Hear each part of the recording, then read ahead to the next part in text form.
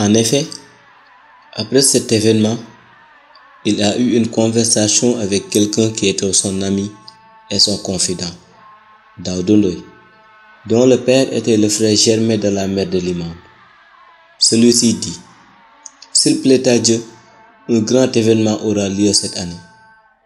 Quelques jours plus tard, après cette conversation, ils se rendirent tous deux dans les champs, au lieu dit Khamsan, et l'imam lui dit: ô toi, fils de mon oncle, j'ai vu hier au cours de mon sommeil la mort d'une femme, une sainte qui est du nombre des saints de Dieu.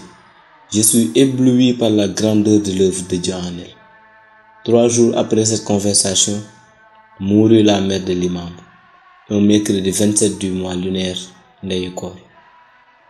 Après les funérailles, faites le même jour, le saint maître l'imam s'imposa un isolement, s'abstenant de manger et de boire, et ne parlant à personne, à tel point que ses parents lui adressaient des reproches lui disant: comment un homme aussi croyant que toi, aussi soumis à Dieu que toi, peut-il abandonner toute nourriture à cause de la mort de sa mère?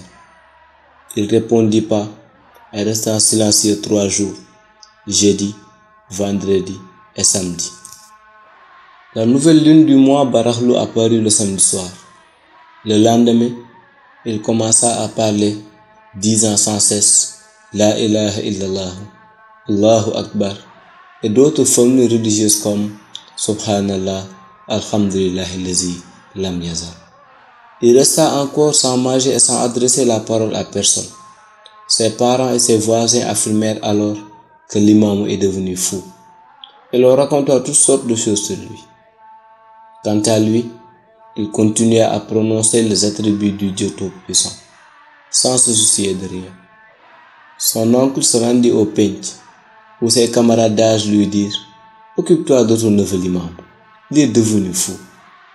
Dès qu'il rentra à la maison, l'imam l'appela et parlant le premier lui disant: mon oncle, les gens t'ont dit que je suis fou. C'est vrai, lui répondit son oncle.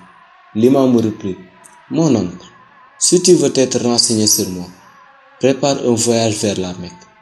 Là-bas, tu diras: j'ai un neveu du nom de l'imam, chez moi à l'extrême occident.